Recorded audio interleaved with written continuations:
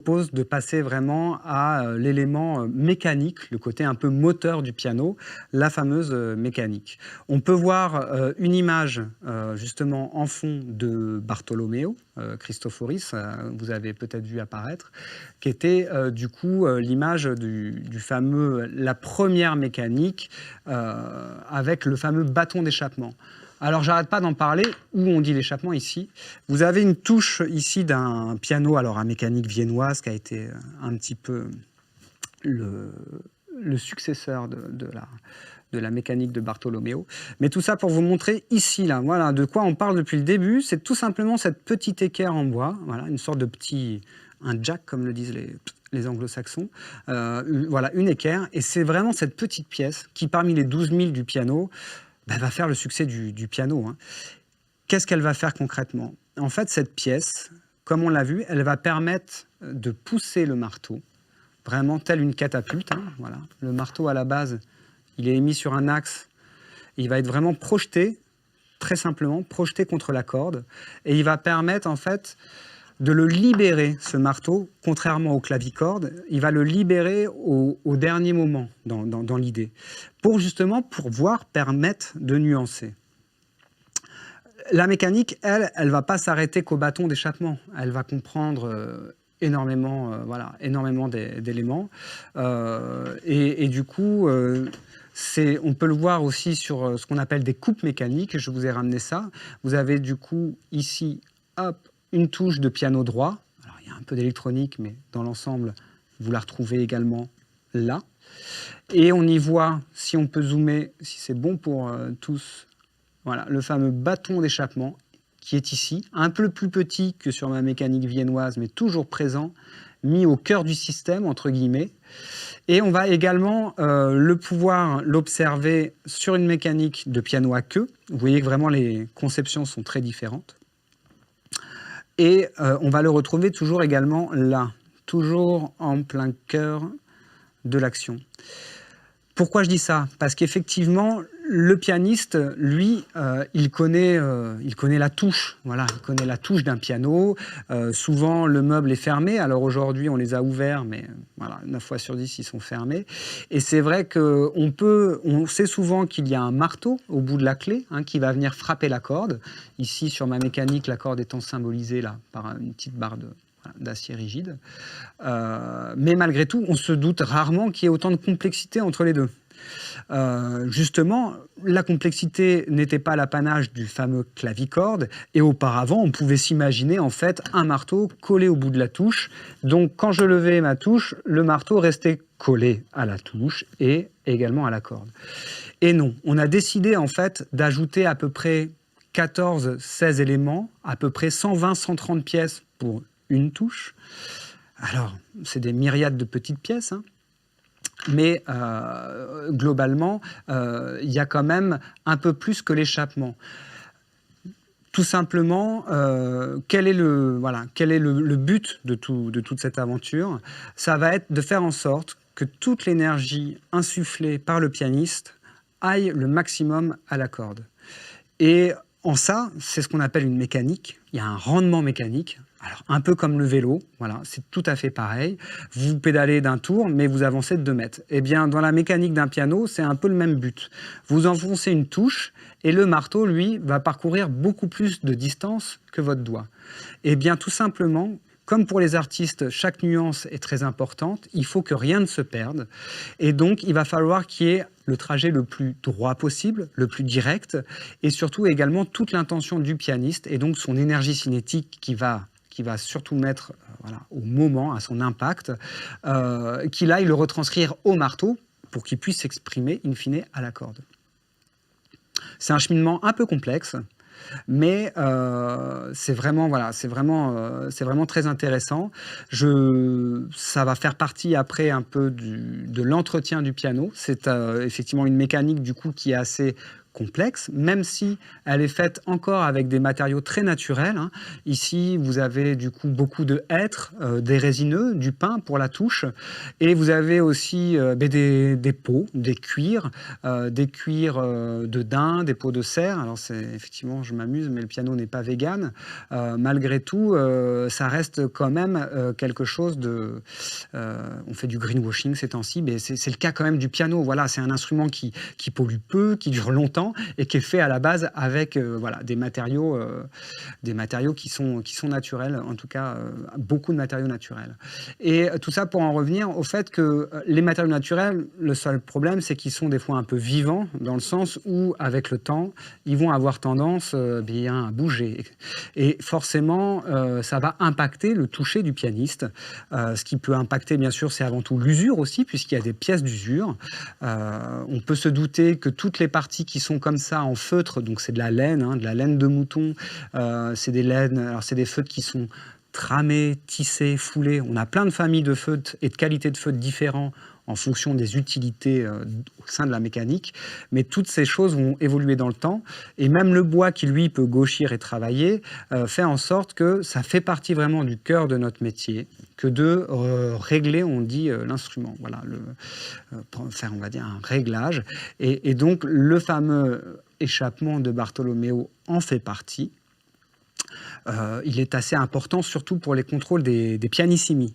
Voilà, je m'explique bien, pour les pianistes, ce qu'il y a des fois de plus dur pour eux d'un point de vue technique, ça va être de mettre un peu, presque on peut dire, de l'agressivité dans les pianissimi, ou d'avoir une très bonne maîtrise des... Alors les pianissimi, ce sont les notes jouées très doucement, hein, et du coup d'avoir une très bonne maîtrise de ces dernières.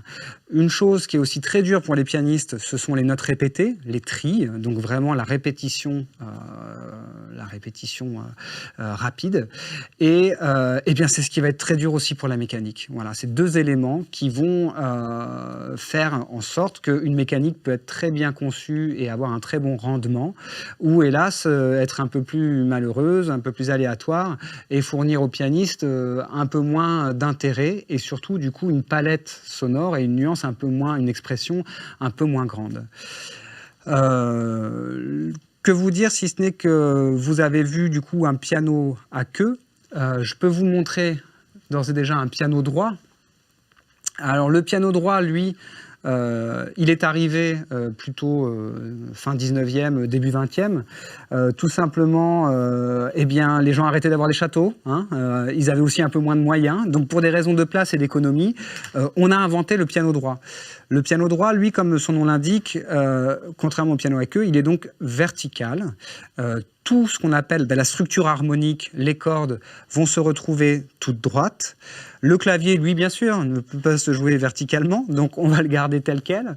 Par contre, la mécanique, ici, contrairement à un piano à queue, elle est également verticalisée. Voilà, pour que lorsque l'on appuie sur les touches, il va y avoir tout un système, voilà, de marteaux, et donc toujours les mêmes pièces qui vont venir pouvoir jouer piano ou fort.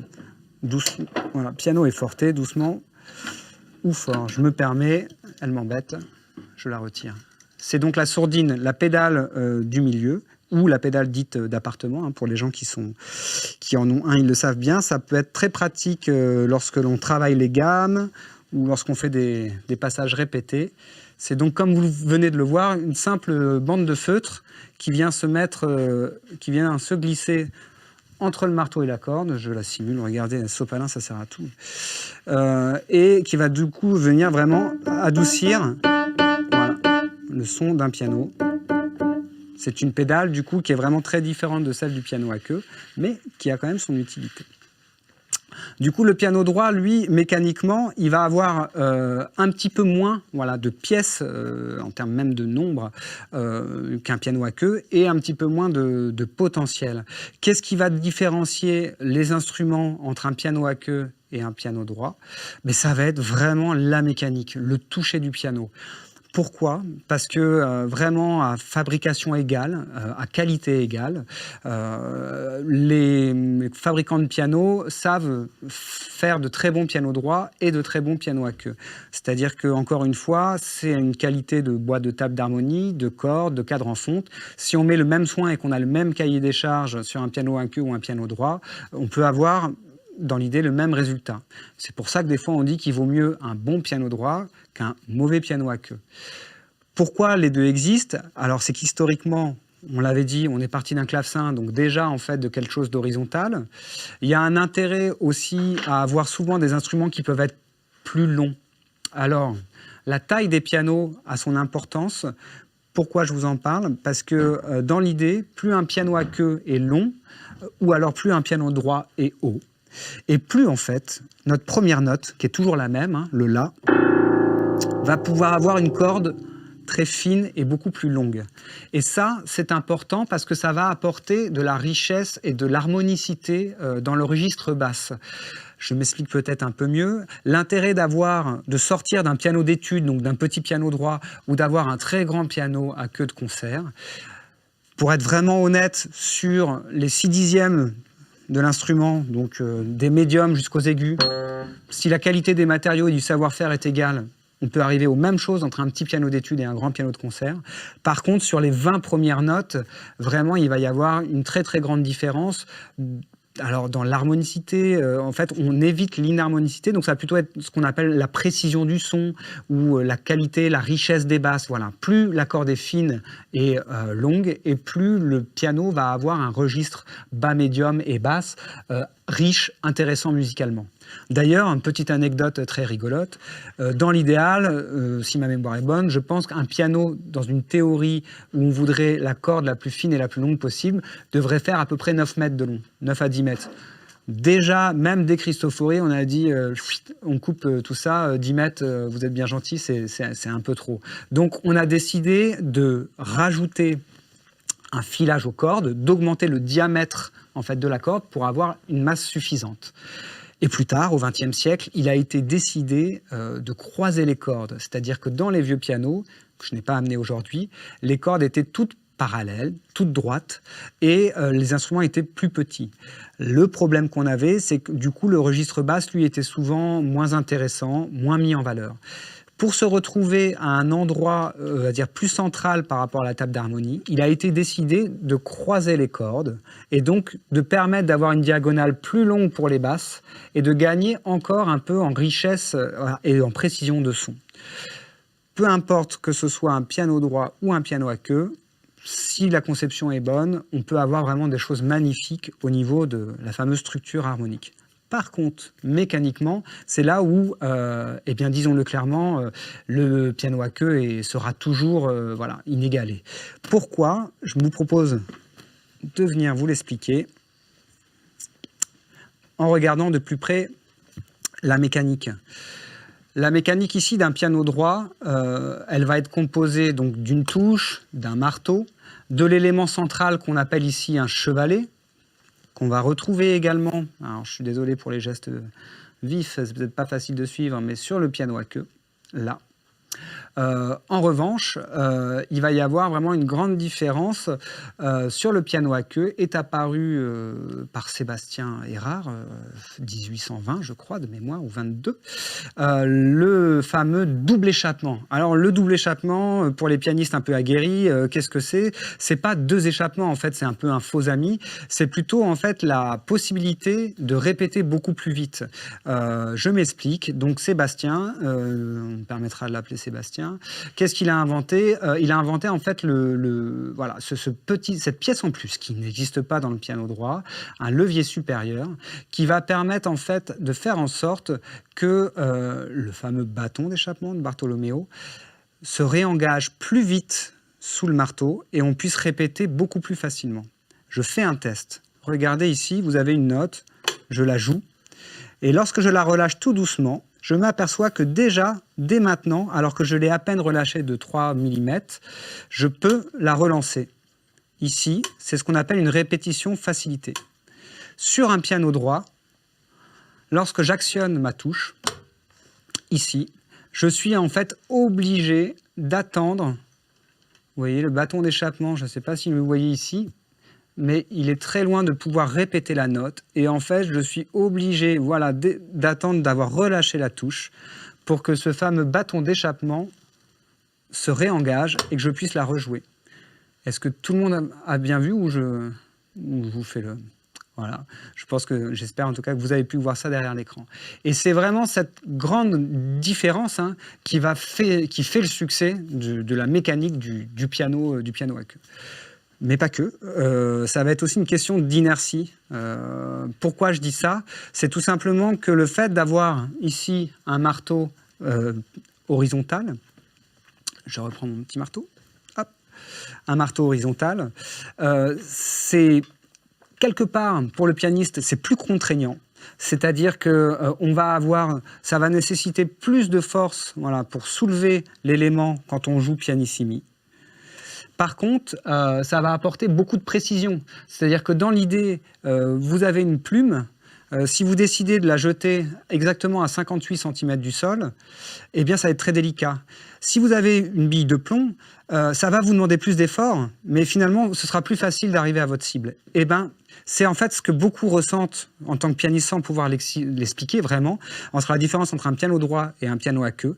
C'est que finalement, sur un piano droit, le toucher nous paraît peut-être un peu plus léger, un peu plus fluet, donc des fois qui demande moins d'énergie. Mais par contre, on sera beaucoup plus précis et ce sera beaucoup plus agréable d'arriver à nuancer sur un piano à queue.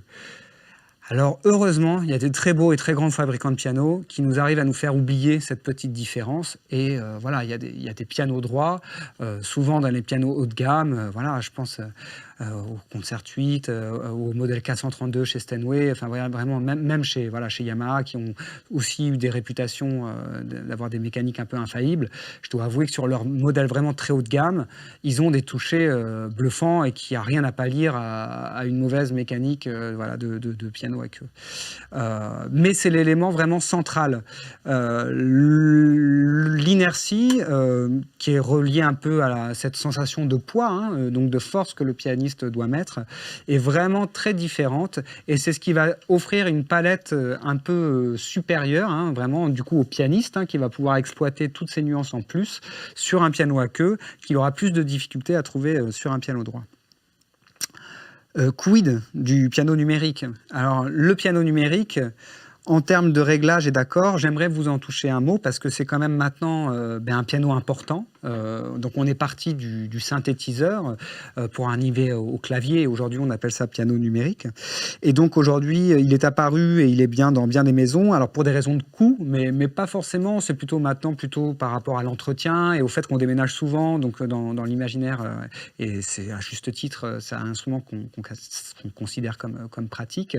Où est-ce qu'il s'en situe? Aussi bien au niveau de la structure harmonique, du toucher, c'est là on va dire que les choses sont assez intéressantes aussi à expliquer. On va pouvoir vous donner quelques clés d'éléments qui vous permettront peut-être de travailler ou de bien choisir un piano numérique. Mais dans l'idée, le piano numérique, j'en avais amené juste un là, pour montrer par exemple, il va avoir pas mal de caractéristiques, on va dire un peu comme un vrai piano. Il va y avoir l'importance du toucher, l'importance du son. Le son, lui, dans l'idée de table d'harmonie, on va pouvoir le comparer un peu aux haut-parleurs. Les haut-parleurs, plus vous montez en gamme dans les pianos numériques, et plus vous avez de haut-parleurs, et plus vous avez de puissance. Alors, on a envie de dire c'est bien beau, mais tout ça c'est des arguments, c'est des arguments économiques. On veut nous vendre du tout puissant. Alors c'est assez vrai. On utilise rarement un instrument numérique à fond, à plein volume. Ça n'a aucun intérêt. Par contre, dites-vous bien que tout comme le principe d'un piano à queue ou droit qui est haut ou long, et plus on gagne en richesse de basse, eh ben c'est aussi vrai pour le piano numérique. C'est-à-dire que plus on va avoir d'amplification, et plus à volume égal, c'est-à-dire à bas volume ou à volume médium, eh bien plus le son qui est, on va dire, un peu lamentable sur ce piano portatif, peut avoir quand même quelque chose d'un peu plus vivant sur un clavier, sur un clavier, excusez-moi, haut de gamme. Et pourquoi? Parce que c'est pas le fait d'avoir plus de volume, plus de puissance. C'est tout simplement le fait d'avoir une assise de son un peu plus mélo, c'est-à-dire d'avoir un peu plus de bas médium, et donc d'apporter un peu plus de richesse au registre basse. Un peu comme sur un piano, ça va donner quand même une approche pianistique un peu plus intéressante. Donc amplifier pour avoir plus de puissance, plus de volume, non. Par contre, amplifier pour avoir finalement une précision du son un peu plus conséquente, c'est intéressant. Et pareil, dans les pianos numériques, vous avez, et c'est là où vraiment c'est important, vous avez des touchés qui singent, qui recopient plus ou moins bien le système d'un vrai piano. Un vrai piano, qu'est-ce qu'ils se sont dit? Ils se sont dit quoi, tiens, d'ailleurs? Ils se sont dit, tiens, un piano, on parlait tout à l'heure de toucher, de poids, un peu d'énergie cinétique, etc.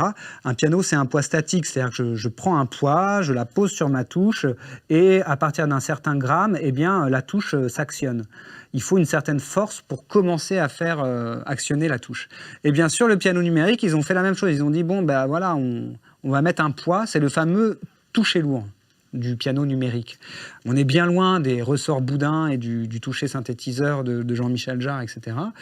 Donc aujourd'hui, effectivement, ils ont eu depuis, je dirais, 10-15 ans, l'intelligence voilà, d'avoir un peu quelque chose de cossu pour pas forcément être perdu par rapport aux gens qui ont un numérique et qui se retrouvent à jouer sur un vrai piano en cours, par exemple.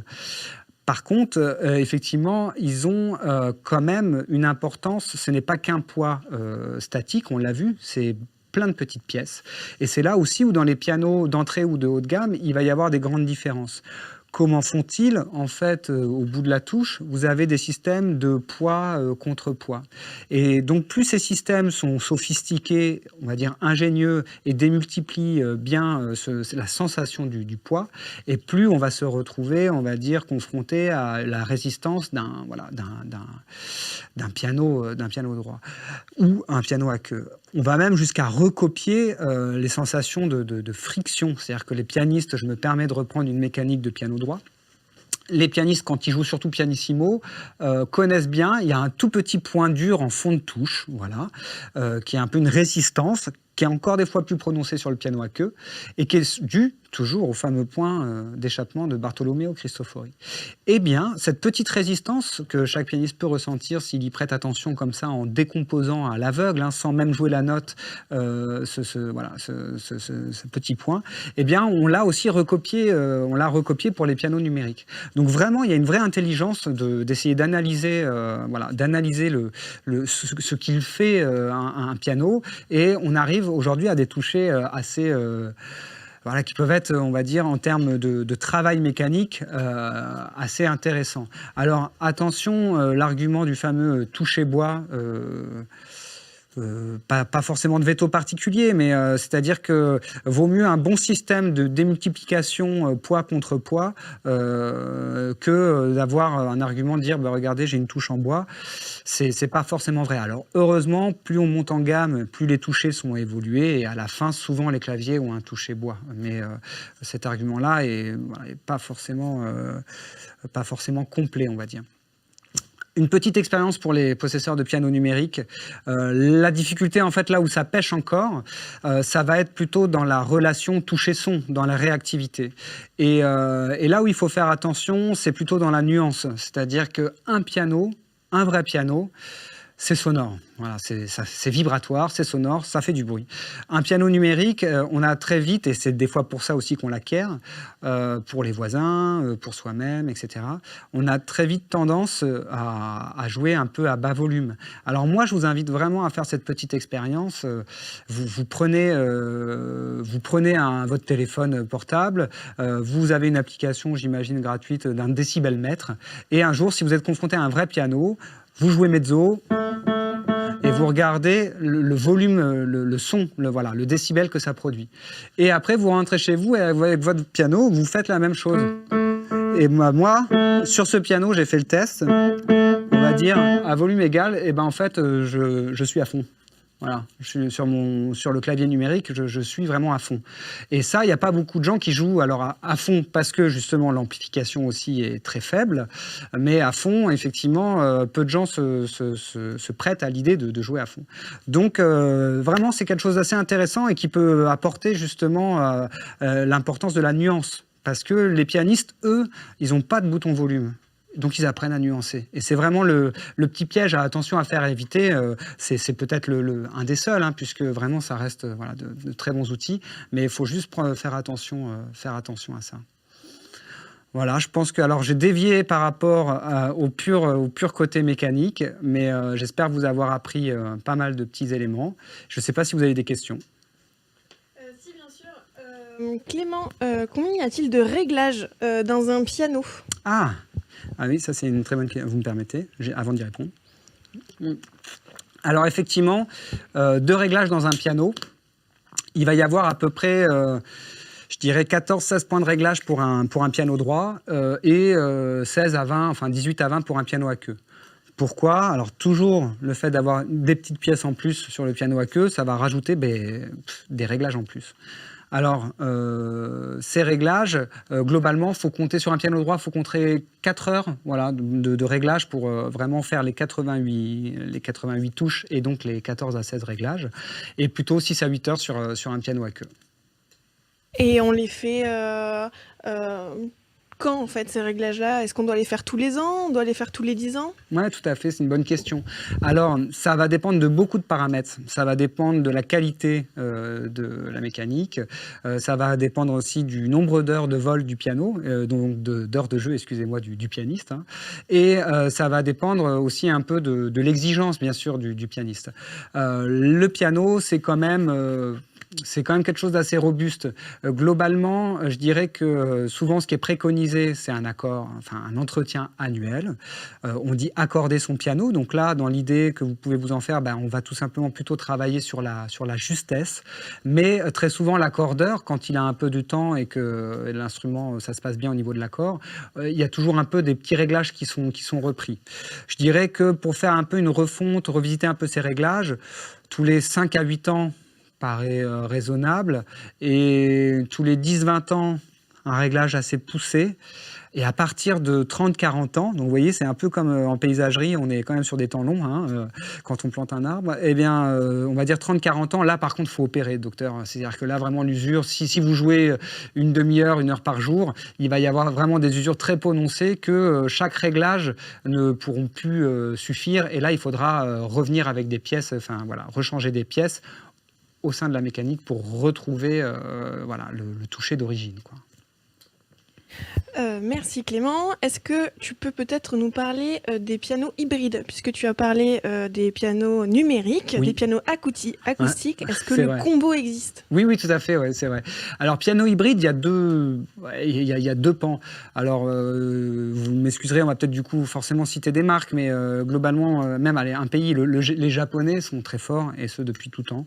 On peut revenir à ma petite coupe mécanique. Ici, vous avez du coup une coupe. Alors ici, il y a de l'électronique dedans, vous l'aurez peut-être remarqué. On peut flouter ça si vous le voulez, mais tout simplement, le but étant de dire que dans des vrais pianos, aujourd'hui, on se propose d'implémenter des systèmes et d'ajouter de l'électronique, en fait, d'avoir un piano étendu, quoi. Hein. Et l'inverse est vrai aussi, c'est-à-dire qu'on parlait du toucher des pianos numériques tout à l'heure. Sachez que dans les claviers numériques très très haut de gamme, la seule solution qu'ils ont trouvée, eh bien, c'est de mettre une vraie mécanique de piano dans des pianos numériques. C'est-à-dire que vous avez comment pas citer, mais vous avez des mécaniques de piano droit ou des mécaniques de piano à queue qui sont mis dans un piano numérique où il n'y a pas de cordes, il y a des haut-parleurs et une technologie voilà, d'échantillonnage, etc. Mais vous avez une captation qui se fait un peu comme ici sur une vraie mécanique. Et dans le piano acoustique, vous avez 3 choses qui sont aujourd'hui inventées. Je pense vraiment que Il n'y a pas eu de pionnier. C'est très drôle historiquement. Nous, l'entreprise, un petit clin d'œil à Daniel Parizeau, il est fan de pianos pneumatiques, mécaniques. Alors, ça ne va rien vous dire, mais visualisez une image de western et un piano qui joue tout seul avec des rouleaux perforés, comme dans un orgue de barbarie. Eh bien, c'est ça. Pour vous dire que le piano automatisé, le piano mécanique, il existe avant même l'avènement du gramophone. Ça a été en fait le premier moyen, quand Horowitz a déjà enregistré sur des rouleaux. Eh bien, si vous voulez entendre jouer Horowitz, voilà, avant l'invention du disque en cire, eh bien, il y avait le piano pneumatique, mécanique. Comme les Shadocks, il fallait pomper. Vous aviez 2 pédales, il y avait des gros soufflets. C'est plutôt comme un orgue. Il y avait plein de tuyaux. Et donc, ça actionnait vraiment comme ça, par des systèmes de petits doigts de tuyauterie, votre piano. Et ça fonctionne. Enfin, nous, on en restaure. Et Daniel et voilà, Parizeau est vraiment en restaure encore aujourd'hui. Et c'est bluffant. Vous avez des systèmes comme Eolian Company. Enfin, vous avez vraiment... Et ça marche vraiment très, très bien. Années 60-70, les Japonais arrivent et vous avez la quadrature du cercle. L'arrivée ici, le disque clavier, qui est en fait l'idée d'avoir un pianiste virtuel, mais cette fois-ci plus du tout pneumatique, mais électro-aimanté, magnétique, électronique. Donc ici, pour ce faire, on a besoin de quoi? On a besoin de l'information de la vitesse de la touche. Donc on est venu en fait avec des faisceaux optiques capter la vitesse de la touche. On vient corriger celle-ci jusqu'au dernier moment. Ici, vous avez aussi des faisceaux optiques pour lire la vitesse du marteau. Et entre les deux, vous avez une sorte de petit doigt ici, un petit pianiste virtuel, qui est donc un électroaimant, qui vient par derrière actionner la touche. Voilà, ça c'est le système disque-clavier. Alors on ne vous l'a pas amené aujourd'hui, on vous a amené qu'un élément mécanique, mais c'est super à voir, c'est très impressionnant. Vous avez vraiment un piano qui joue tout seul, les touches s'enfoncent, les pédales sont reliées, et vous avez depuis déjà 30-40 ans ce savoir-faire et une banque de sons et de morceaux infinie. On en vient à ça, pourquoi? Parce qu'aujourd'hui existe aussi, on a gardé ce système de captation de la touche, et plutôt que de faire jouer le piano tout seul, on a décidé de rendre le piano muet. Donc on vient mettre une barre qui vient arrêter le marteau de frapper sur les cordes. On rend le piano du coup complètement muet. Il faut se l'imaginer, c'est-à-dire que quand vous appuyez sur votre piano, aucun son ne sort. Par contre, vous appuyez sur les touches et donc vous pouvez avoir après un son au casque. C'est ce qu'on appelle le système silencieux. Alors, chez Yamaha, c'est le système silent. Pareil, je pense que ils l'ont développé et ils sont aujourd'hui un peu encore les pionniers sur le marché. Et ça fait partie un peu comme ça des pianos hybrides. Ils ont poussé le vice jusqu'au transacoustique, qui est en fait la possibilité d'avoir un son numérique envoyé sur votre vraie table d'harmonie. Vous avez en fait des plots vibrants qui sont fixés à des endroits stratégiques de la table et qui vont vous permettre en fait d'avoir un son numérique, mais produit par une vraie table d'harmonie en bois. Un peu complet, j'espère avoir répondu. J'ai une dernière question avant de passer du coup peut-être à la troisième partie. On nous demande si les pianos sont sensibles au climat et s'ils sonnent différemment en fonction des régions du monde, s'ils sont aussi créés différemment, en tout cas en fonction des... Voilà. Et ouais, tout à fait. Tout à fait. Non, vraiment très très bonne question. C'est-à-dire, le piano, il ne faut pas oublier, c'est un instrument vivant. C'est 80% de bois, voilà. Même le cadre en fond qui fait 120 kg, c'est qu'une petite partie. Et ce bois, lui, va être vraiment susceptible aux variations d'hygrométrie.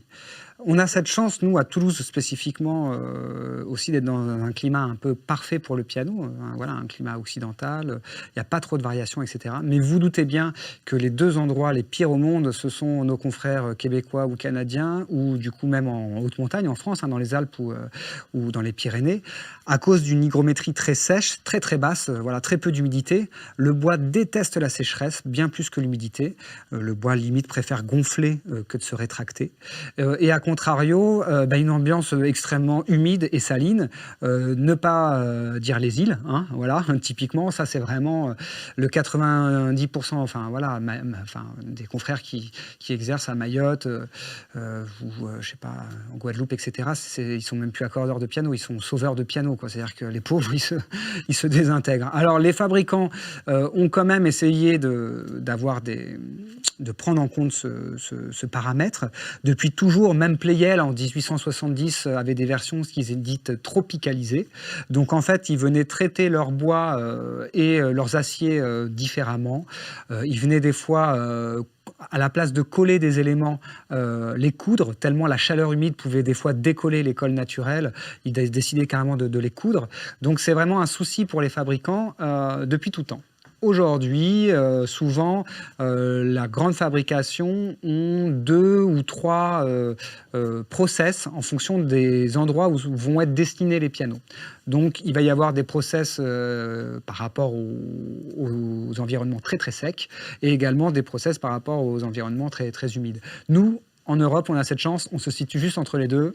C'est tout juste parfait. Et justement, nous, accordeurs et techniciens, on va pouvoir après se concentrer vraiment sur peaufiner un piano, aller vraiment dans les moindres détails, plutôt que d'essayer à chaque fois de les réparer ou les sauver. Voilà. Bon, écoutez, j'espère avoir répondu à cette deuxième partie qui est partie un peu plus loin que la mécanique.